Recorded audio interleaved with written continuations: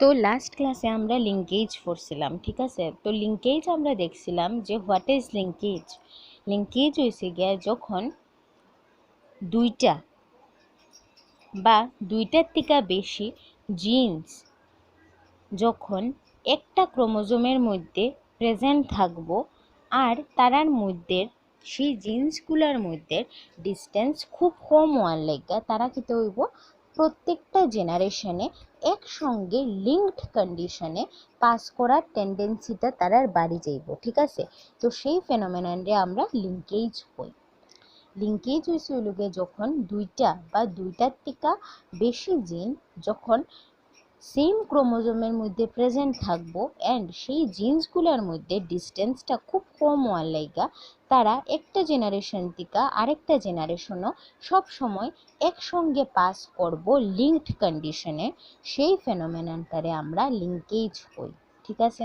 ওকে, নাও লিঙ্কেজের significance কিতা, Y linkage is important. দেখো, linkage has great significance in the living organism as it reduced the possibility of variability in the gametes, thus reducing the degree of variation among the progenies, so play no role in evolution. লিঙ্কেজের সিগনিফিকেন্সটা হইল গিয়ে আমরা জানি যে linkage হইলে কিতে হইব দুইটা বা দুইটার থেকে বেশি জিনগুলা কিতে হইব লিঙ্কড কন্ডিশনে জেনারেশন আফটার জেনারেশন একসঙ্গে লিঙ্কড কন্ডিশনে এক জেনারেশন থেকে আরেক জেনারেশনে পাস হইয়া যাইব।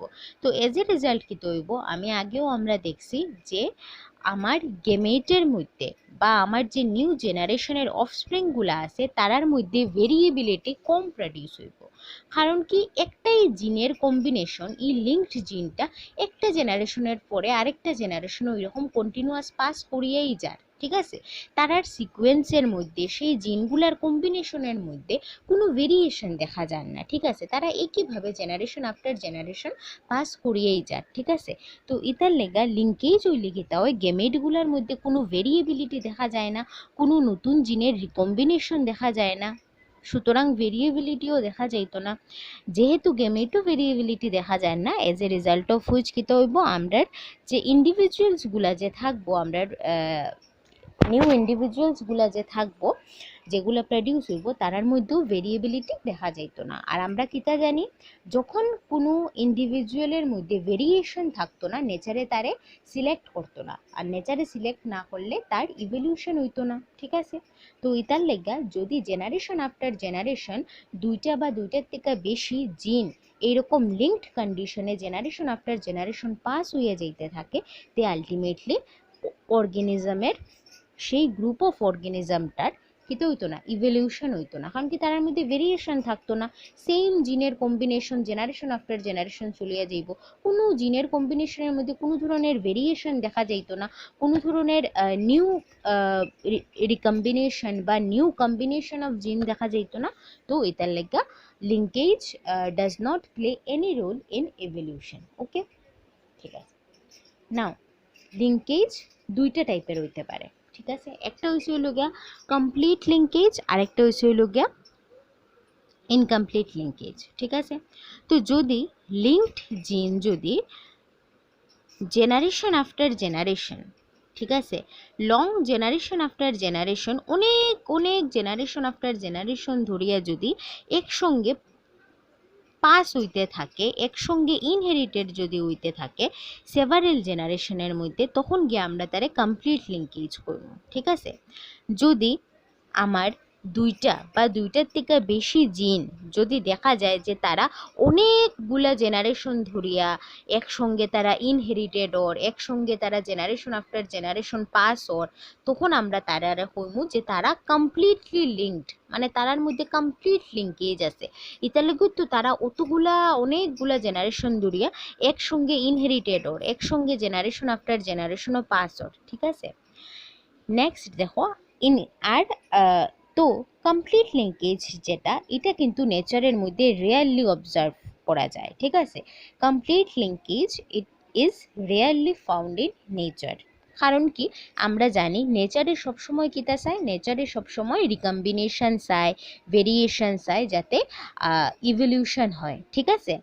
তো যেহেতু কমপ্লিট লিঙ্কেজ এর মধ্যে যদি কমপ্লিট লিঙ্কেজ যদি হয় নেচারের মধ্যে, তে নিউ জেনারেশন বা নিউ কম্বিনেশনের ইন্ডিভিজুয়ালসগুলা, ঠিক আছে, নিউ কম্বিনেশনের ইন্ডিভিজুয়ালসগুলা প্রডিউস হওয়ার রেট একদম কমে যাইব বা একদম নাই হয়ে যাব, ঠিক আছে। নিউ ক্যারেক্টার ওলা ইন্ডিভিজুয়ালসগুলা আর বনতো না, ঠিক আছে। ইতার লেগা নেচারে কোনো সময় কিতা করে না, নেচারের মধ্যে কমপ্লিট লিঙ্কেজটা রেয়ার, কারণ কি কমপ্লিট লিঙ্কেজই কিতা করে রিকম্বিনেশন অফ জিন রে প্রিভেন্ট করিলায়, ঠিক আছে। রিকম্বিনেশন অফ জিন করায় না, অর্গানিজমের মধ্যে ভেরিয়েশন দেখা দেয় না। আর আমরা জানি কি তা nature always support variation and evolution, okay. So complete linkage হইলে ভেরিয়েশন হইতো না, নিউ কম্বিনেশন অফ জিন আর পাওয়া যাইতো না। এটার লেগা নেচারের মধ্যে কমপ্লিট লিঙ্কেজ রেয়ার, নেচারে কমপ্লিট লিঙ্কেজ রে সাপোর্ট করে না বেশি, ঠিক আছে। নেক্সট আমরা লিঙ্কেজ কইছিলাম দুইটা টাইপের, একটা কমপ্লিট লিঙ্কেজ আর একটা ইনকমপ্লিট লিঙ্কেজ। তো ইনকমপ্লিট লিঙ্কেজ যেটা, এটার মধ্যে কিতা হয় যে লিঙ্কড জিনগুলা থাকে তারা একটা বা দুইটা জেনারেশন একসঙ্গে ইনহেরিটেড হয়, তারপরে তারা একজন আরেকজন থেকে আলাদা হয়ে যায়, ঠিক আছে। তো এটারে আমরা ইনকমপ্লিট লিঙ্কেজ করবো, মানে তারা লিঙ্কড থাকে একটা বা দুইটা জেনারেশন পর্যন্ত, তারপরে তারা একজন আরেকজন থেকে সেপারেট হয়ে যায়, ঠিক আছে, ওকে। তো এটা হইলো দুইটা টাইপ অফ লিঙ্কেজ।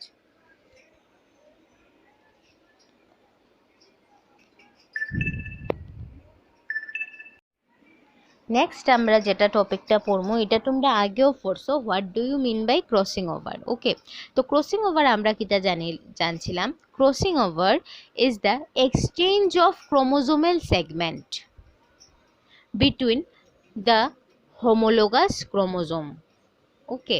আমরা কিটা জানি ক্রসিং ওভার হইছে হইল গিয়া exchange of chromosomal segment between the homologous chromosome.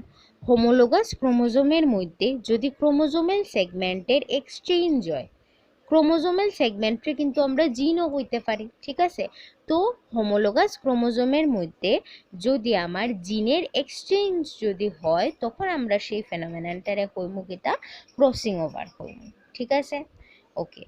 তো ক্রসিং ওভার আর লিঙ্কেজ তারা একজন আরেকজনের অপোজিট। দেখো লিঙ্কেজের সময় আমরা দেখছি যে জিনগুলা কিতা ওর একটা জেনারেশনের থেকে আরেকটা জেনারেশনে সব সময় দুইটা বা দুইটার থেকে বেশি জিন একসঙ্গে জেনারেশন আফটার জেনারেশন লিঙ্কড কন্ডিশনে পাস হইয়াই যায়, ঠিক আছে।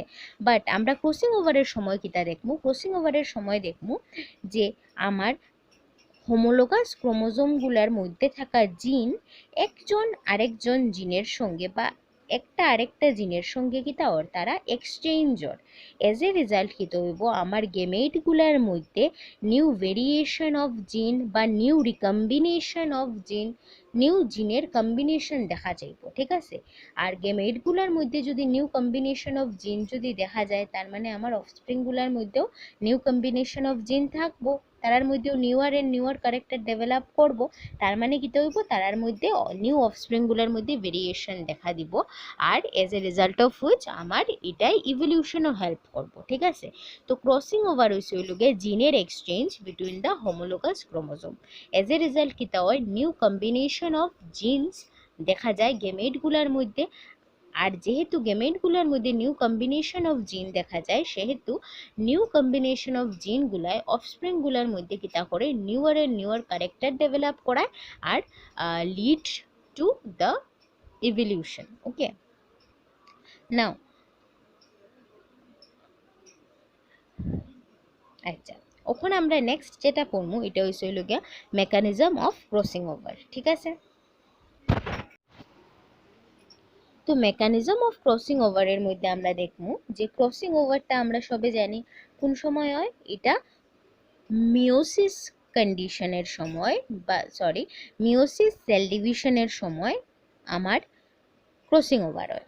আরও যদি আমি স্পেসিফিক করিয়া যদি আমি কইতে পারি, মিওসিস সেল ডিভিশনের প্রোফেজ ওয়ানের পেকাইটিন স্টেজের মধ্যে আমার ক্রসিং ওভার হয়, ওকে। এটাও আমরা হইতে পারি, আমরা পড়ছি এইচএস ফার্স্ট ইয়ারে আমরা সেল ডিভিশন চ্যাপ্টারের মধ্যে পড়ছি মিওসিসের প্রোফেজ ওয়ানের পেকাইটিন স্টেজে কিতা হয় ক্রসিং ওভার হয়, ঠিক আছে। ওকে, তো ক্রসিং ওভার যে হয় এটা তিনটা স্টেপে কমপ্লিট হয়। First is the synapsis, then duplication of chromosome, and third হইল গিয়া breakage of chromatids and exchange of genetic material. Okay, তো সিনাপসিস আমরা জানি কিতা, ডিউরিং জাইগোটিন স্টেজ কিতা হয়, মিওসিসেরই প্রোফেজ ওয়ানের জাইগোটিন স্টেজে কিতা হয়, আমার হোমোলোগাস ক্রোমোজোমে একজন আরেকজনের সঙ্গে পেয়ারিং স্টার্ট করে, ঠিক আছে। সেই যে পেয়ারিং অফ হোমোলোগাস ক্রোমোজোম, সেই ফেনোমেননটারে আমরা কই synopsis.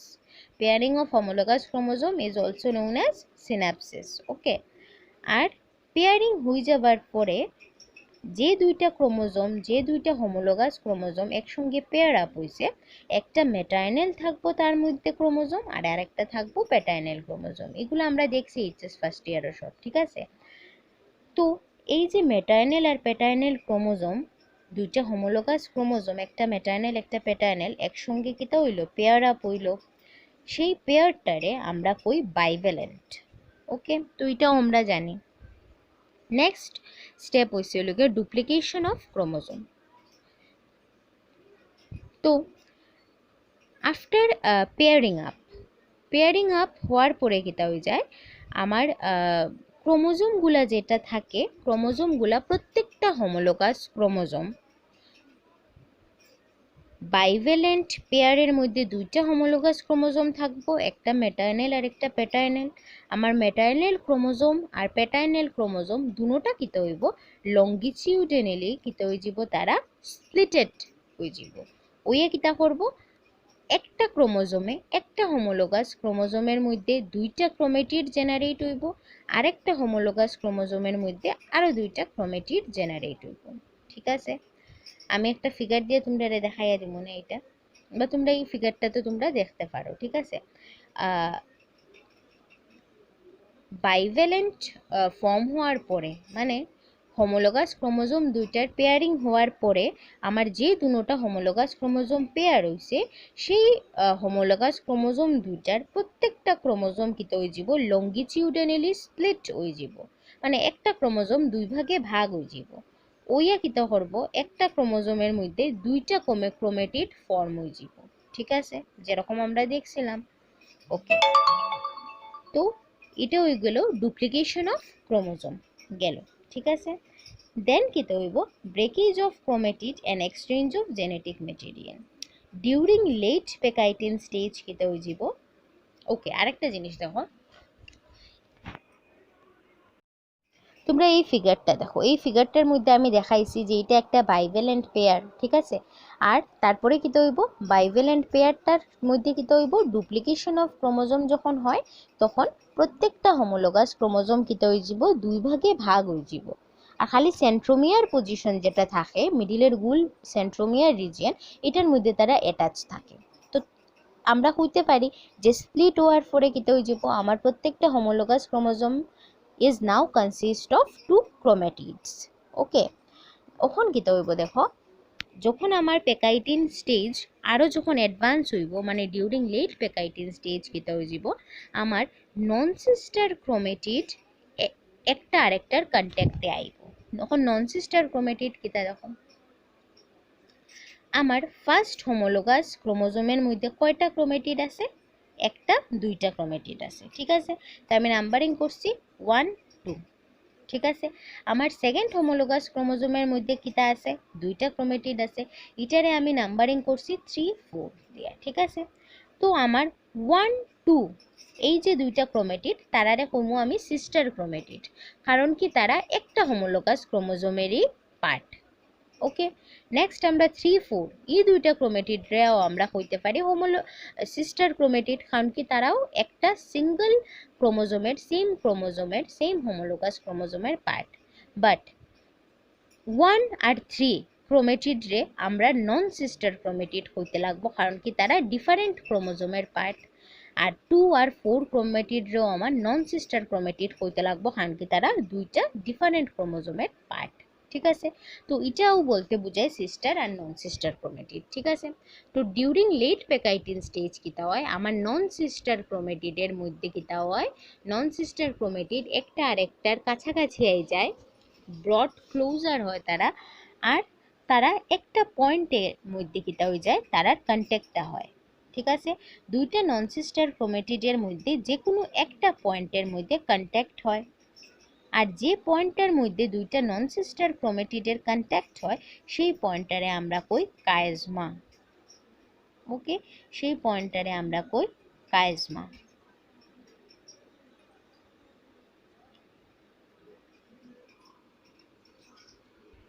Then after the chiasma formation, the non-sister chromatids break and rejoin in such a manner that the homologous parts are interchanged between them. ঠিক আছে। কাইজমা ফরমেশনের সময় কিতা হয়, যে পয়েন্টে কাইজমাটা ফরমেশন হয়েছে সেই পয়েন্টের তার মধ্যে জিনগুলা, একটা ক্রোমোজোমের জিনটা আরেকটার যাইব গিয়া, আর আরেকটা ক্রোমোজোমের জিনটা আরেকটার যাইব। ঠিক আছে। তো কাইজমা যে পয়েন্টটা যে থাকে, যেখানের মধ্যে আমার দুইটা নন সিস্টার ক্রোমেটিডের ক্রস হয়, তারা কন্ট্যাক্টে আয়, সেই কাইজমা পয়েন্টটার মধ্যে কি হইব, জিনগুলার এক্সচেঞ্জ হইব। ঠিক আছে। আর সেই জিনের এক্সচেঞ্জের প্রসেসটাই আমরা কিতা কইমু, আমরা ক্রসিং ওভার করব। ঠিক আছে।